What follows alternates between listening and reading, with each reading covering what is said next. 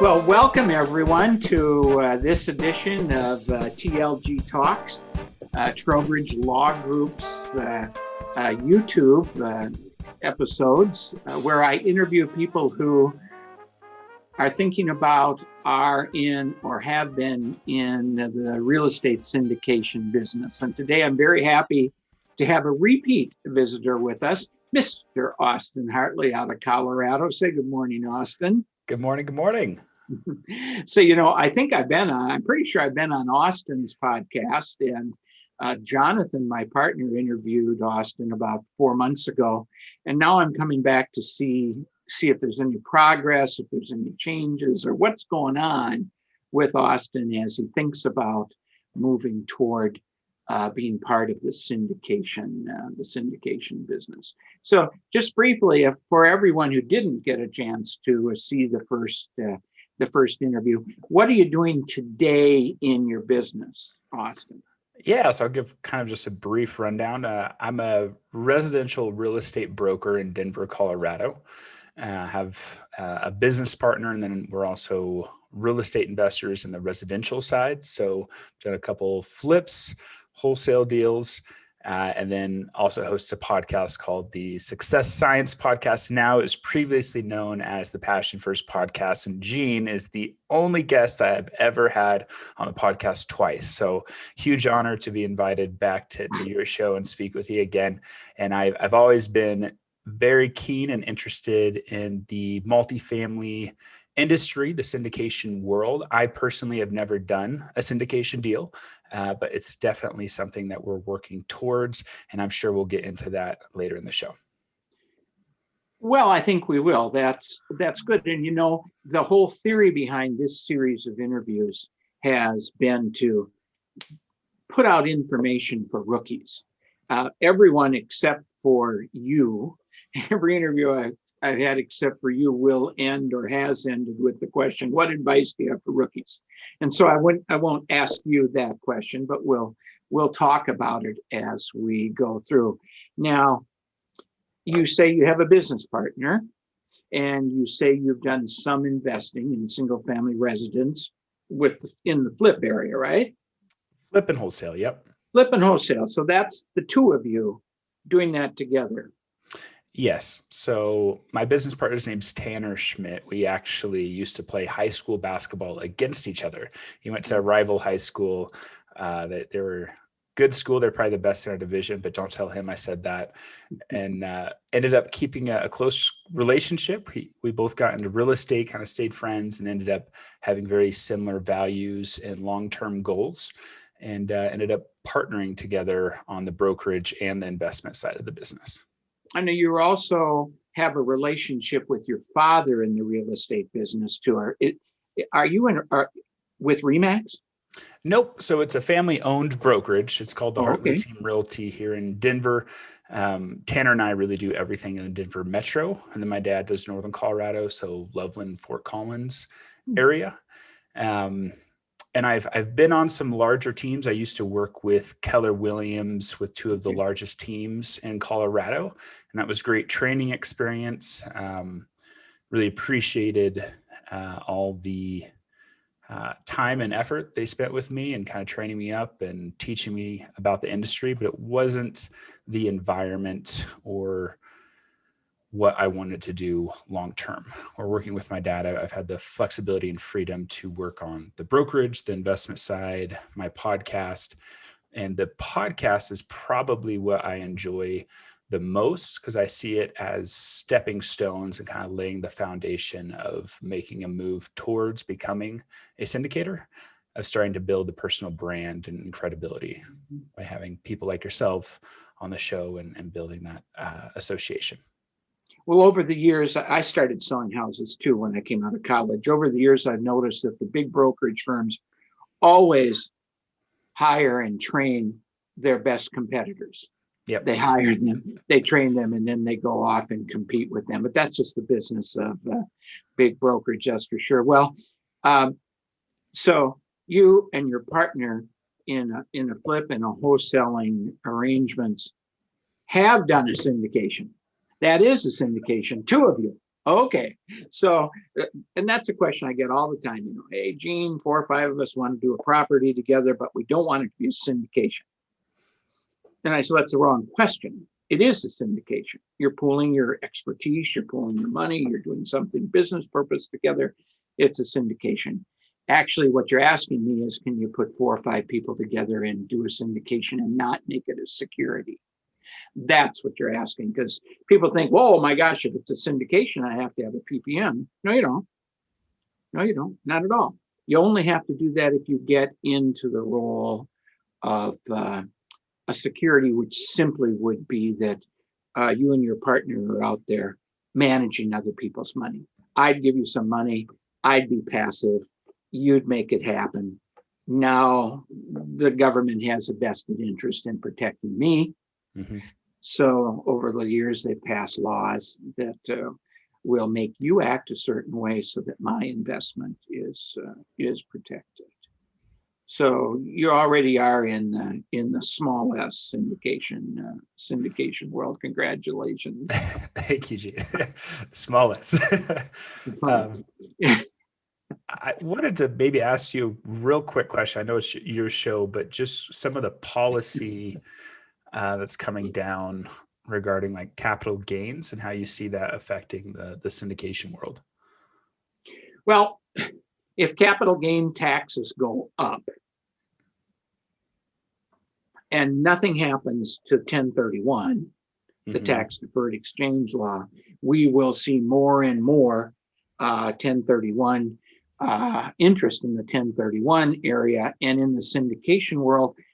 And that takes us into tenant in common, because you can't exchange the equity you have in real estate for equity in an LLC, because what you buy in an LLC is personal property. It's interest in an entity. Mm-hmm. What you had was hard equity in real estate, and if you do a 1031 and you do it effectively to get your tax deferral, it has to be a like kind exchange, real equity for real equity. And so we have this all the time. So what happens is people are saying, okay, I'm coming out of this property I own myself and I've got $500,000 worth of gain and I don't want to pay taxes on it. And that $500,000 worth of gain, it may be part of $1 million of equity. Maybe they put $500,000 down and now it's gone up. So they have $1 million in equity. So they want to trade that equity into a property, but the property needs $2 million. Yeah. So now I've got someone with $1 million with an interest in deferring the $500,000 gain. And now my syndicator with a big S comes to me and says, okay, I got this guy, he wants to invest, and how are we going to do it? So if I had a picture, I'd have a picture of a tenant in common over here who, let's just say, both parties are putting in $1 million just for ease.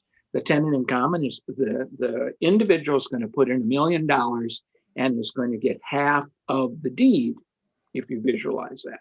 Yep. And then the syndicator is going to raise $1 million and get the other half of the deed. We call it fractionalized deeds. They're just one deed, but the title would be 50% to Austin and 50% to Gene. And we go forward. Now that is a terrible way to own real estate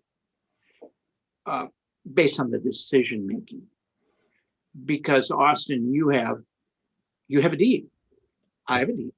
You can't tell me to do anything with my deed. And I can't tell you, I can't make you to do anything. So now every decision has to be unanimous. Every major decision, who are we going to lease to? Are we going to refinance? Are we going to sell? It's all complicated. Yeah. And heaven forbid there's 4 or 5 tenants in common in a deal. And one guy has 1% and has basically veto rights over everything. Back when the tenant in common industry was extremely hot from 2002 to 2008, 2009, everything was tenants in common. And it was all because the tax rate was so high, which is getting back to your question. The capital gain rate was so high. So everyone wanted to do tenant in common. and all sorts of property management problems came up. Actually, I represented a client who was in a deal with three other people, and they ended up with an empty building. And here comes a liquor store who will take the building. Freestanding retail. Here comes a liquor store, and the 10% tenant in common wouldn't lease to a liquor store because it was against their religion. Wow.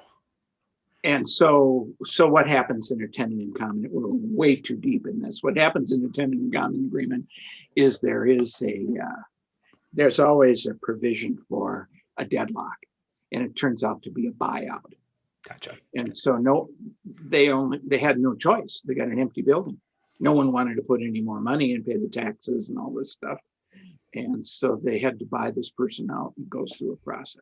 So if in fact capital gains rates go up, the 1031 interest will be greater. The only problem there is, what if they attack 1031? And they always are trying to attack 1031. Yeah. So I don't know. I think we'll have to watch that. Yeah, that'll be really interesting if they did end up getting rid of the 1031. I think a lot of people would be very upset. I don't see that being a good thing. And no, I don't think so. So back to you. So when I've interviewed all these people about the syndication business, a couple of things jump out to me. Is number one, everyone, including Gene Trowbridge, became a syndicator because they didn't have enough money to buy all the real estate they wanted to buy for themselves. Okay. Now, the people that I've interviewed who chose not to be syndicators reach that point and say, well, then I guess I'm not going to buy that property. I'm going to back off, and I'm only going to buy property that I can afford myself, because I don't want partners. And interestingly enough, the two people I've interviewed who have said that are very successful real estate brokers, very successful. And their comment is they owe so much time and energy to their clients. They've been in business a long time, to their clients. And they really can, in the commercial world, pretty much stop at Friday at 5 o'clock and start Monday morning at 7. But if they were syndicators, they'd have a whole nother group of clients who demand their attention 24/7, 365, yep. And they just don't want to do it. Do they invest in real estate? Sure, they do, Austin, just on their own. So that may be a path you go down. There's nothing wrong with that if you have unlimited funds. Yeah. And we just have to leave it at that, but that's where you go, so. And then what happens? Well, Austin is making a name for himself. Austin and his partner in the community, they're making a name for yourself. And all of a sudden, you're going to see an opportunity that is too big for you two guys yourself. Yep. And you're going to say, I'm not going to sell anyone anything. I'm going to go out and talk to people that I know, who know what I do, are probably interested in seeing if, in fact, I could come up with an opportunity that they could participate in. Okay. And so then we're back to, and you've heard me talk about sell the sizzle. The sizzle is, what type of real estate do you want to work in? What's the opportunity you've seen? Do you have a team set up to capture that opportunity? And then tell the people, I've got an opportunity. I'm all ready to go. Do you want part of it? How much of it do you want? And that's what's either going to happen to you or not happen to you. I mean, that's going to be the determination. And it's okay not to be a capital S syndicator. It's just okay. Right? Yeah. Kind of piggyback off that. I definitely understand where those real estate brokers are coming from. It's a huge responsibility to be taking on other people's money and to be a fiduciary and being responsible for that. And I think if you're considering becoming a capital S syndicator, you need to take that very seriously and have a great team in place that can help you. But also, when I was in college, when I was young, I thought I wanted to be a financial advisor because I have a huge passion for helping others become more financially literate, improving their financial situation, creating financial freedom for themselves. And I did an internship and really didn't feel like being a financial advisor was actually going to do that. And I think more millionaires have been created through real estate than any other industry. It's my personal favorite asset class. And then you think about the concept of, okay, here's an opportunity and project that none of us individually can afford or can do.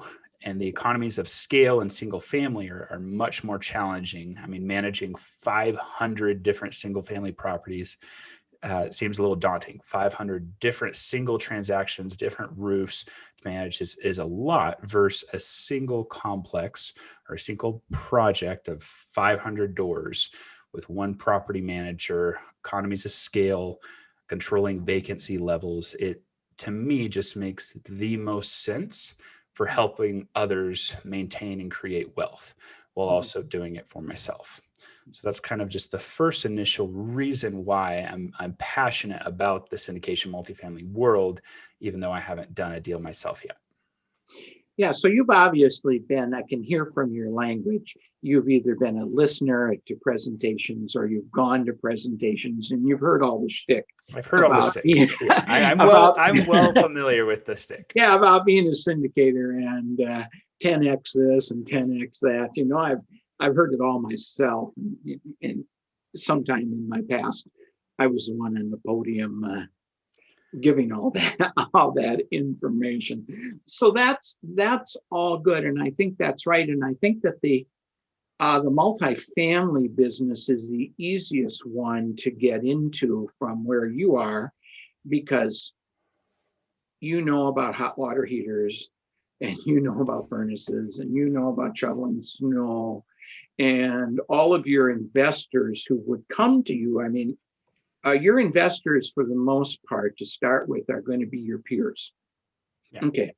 And so they don't all have $500,000. So they're going to invest. So they're going to be small investors, and they all know about hot water heaters and shoveling snow and furnaces. So the easiest investment for them to get their heads around is to invest in an apartment building, which they've either lived in one or they're living in one now.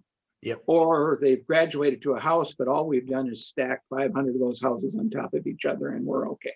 So that's the best thing to do. I started out going from my single family investments into apartments with friends, but I didn't like the apartment management.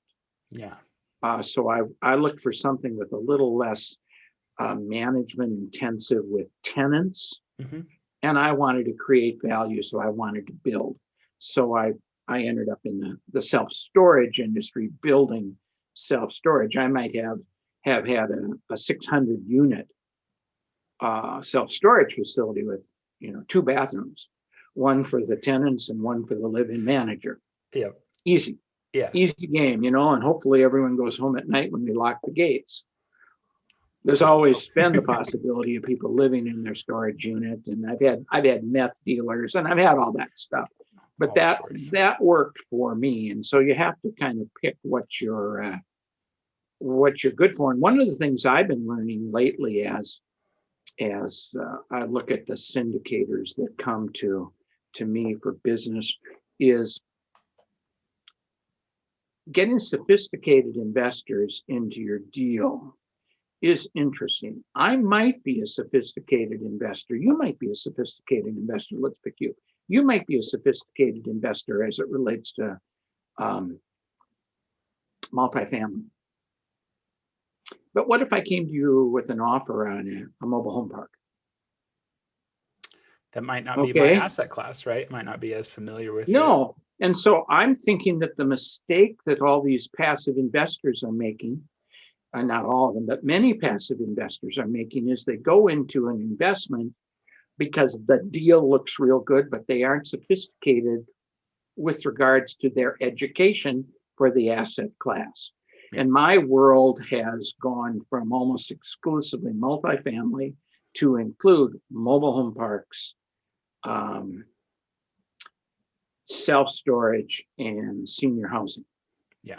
And I think all of those areas need a different level of sophistication. And I challenge the passives who listen to me to educate themselves about the asset class into which they want to invest. And there's all sorts of gurus out there teaching you these asset classes. So, I do a lot of work with the Mobile Home University.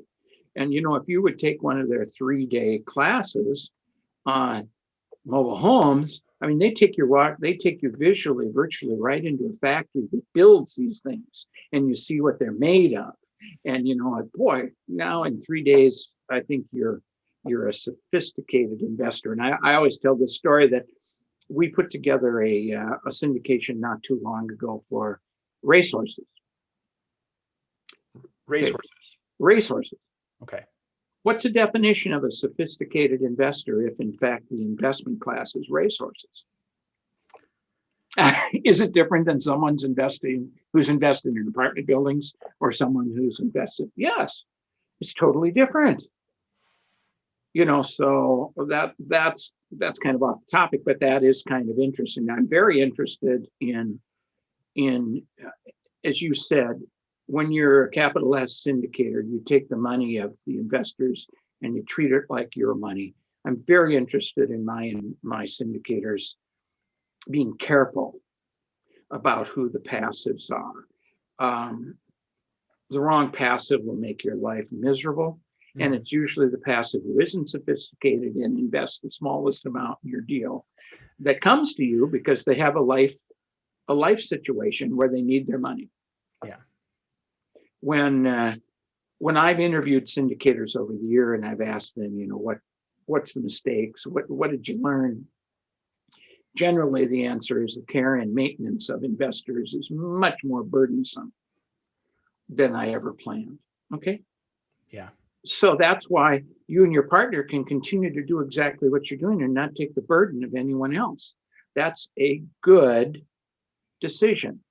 The other decision that's good is to be a syndicator. So we're coming down to the end of this, where I would normally ask you, what advice do you have for rookies? Well, I have thought long and hard about a different question for you.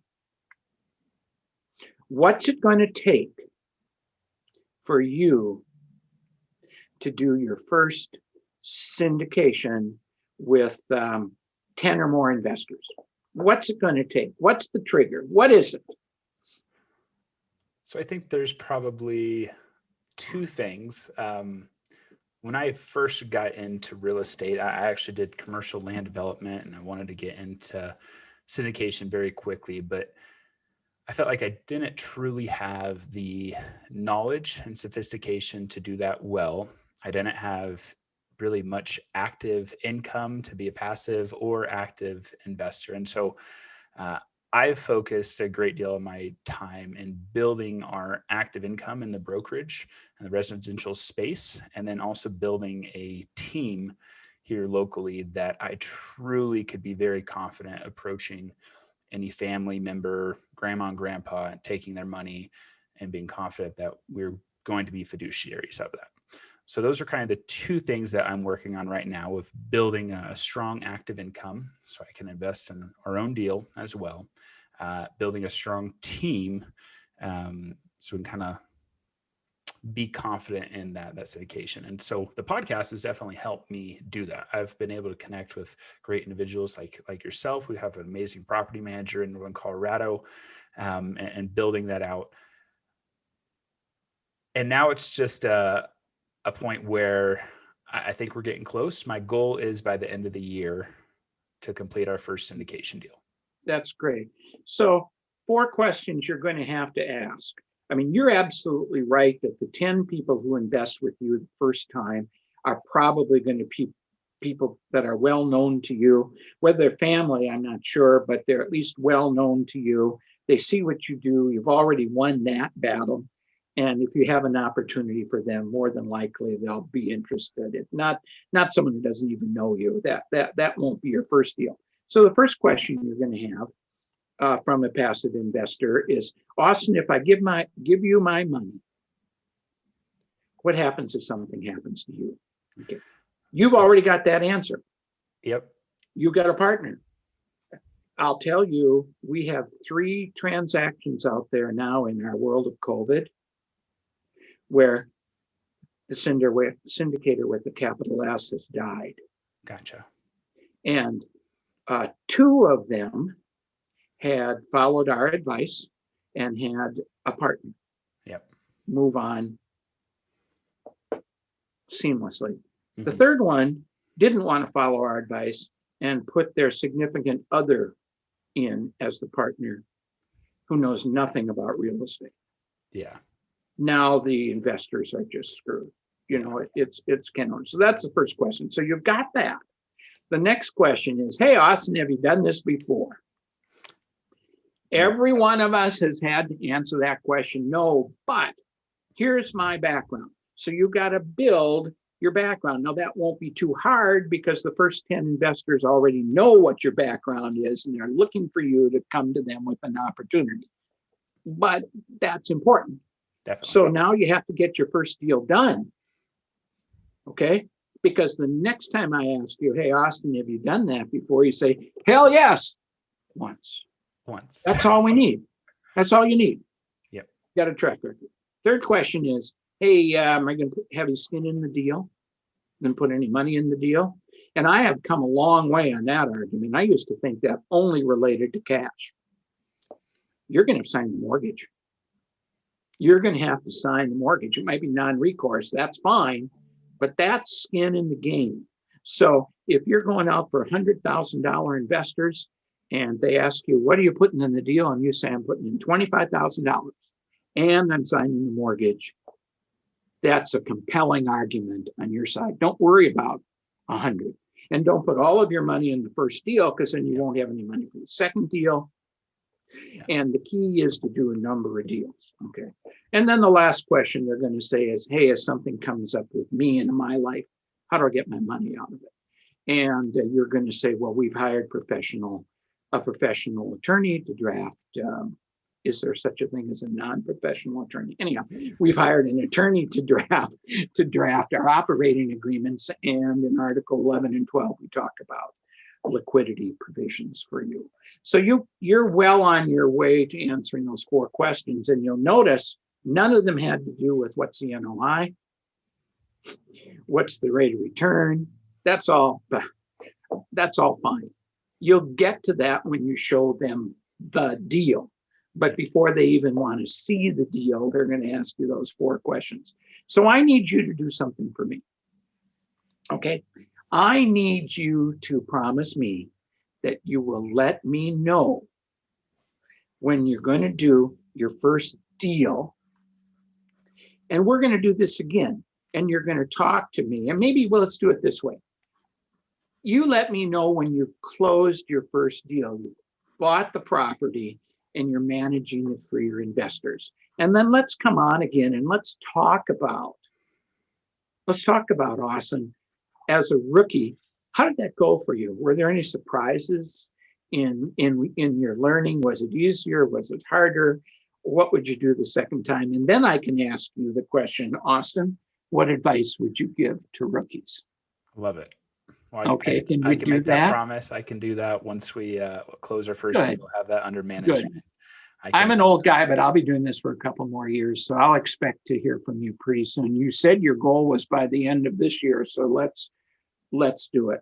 Well, I want to thank you, Austin, very, very much, and I want to remind people to go to Austin's podcast, the Success Science Podcast, and his website is Austin Hartley, that's a good website, austinhartley.com. And I guess that's it. Was it fun?